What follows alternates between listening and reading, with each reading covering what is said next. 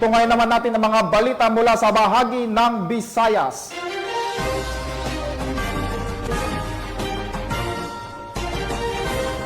Sa bilangguan tutuloy ang 3 lalaki matapos maaresto. Ang mga ito dahil sa paglabag sa cockfighting law of 1974 sa Negros Oriental. Magbabalita yan si Patroluman Nikia Caniedo.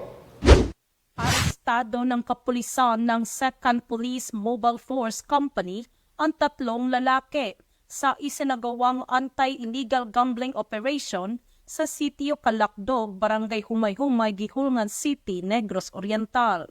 Kinilala ni Police Major Rani Solomon Bantoyo, Officer in charge ng 2nd PMFC Negros Oriental Police Provincial Office, ang 3 suspect na sina Antonio, 64 anyos at residente ng Barangay Humay-Humay, Gihulngan City, Negros Oriental.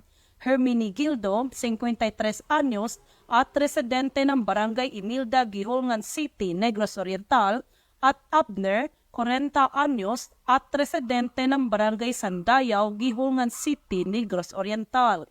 Magandang araw po sa inyong lahat. On June 2, 2024 at around 5:40 p.m.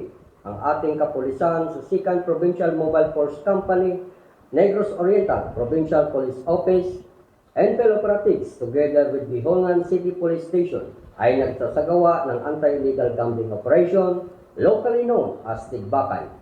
Nangyari ito sa sitio Calacdog, Barangay Humay-Humay, Gihulngan City, Negros Oriental, at nakahuli ng 3 suspect at nakuhanan ng 2 gap at drafting paraphernalias at bet money na 200 pesos at isang wounded cap. Ang mga arestadong suspect ay kasalukuyang naipila ng kasong violation of PD 449 and with a continuous effort of our men to preserve peace and order of the province. Nais kong magbigay ng mahalagang paalala sa ating mga mamamayan hinggil sa kahalagahan ng pag-iwas sa iligal na sugal sa ating komunidad. Ang paglahok sa anumang anyo ng iligal na sugal ay hindi lamang labag sa batas, kundi maaari rin itong magdulot ng panganib sa inyong kaligtasan at kalusugan. Bilang inyong kapulisan, kami ay nakatuon sa pagprotekta sa inyong kapakanan at kabutihan. Kaya't hinikayat namin kayo maging katuwang sa pagpanatili ng kaayusan sa ating bayan sa pamagitan ng pagtanggi sa anumang uri ng iligal na sugal. Sa pagtutulungan at pagiging responsable bilang mamamayan, magkakaroon tayo ng mas ligtas at maunlad na pamayanan. Maraming salamat sa inyong suporta at kooperasyon. Ang matagumpay na operasyon ay bunga ng pagsasanib puwersa ng 2nd PMFC at Gihulngan City Police Station.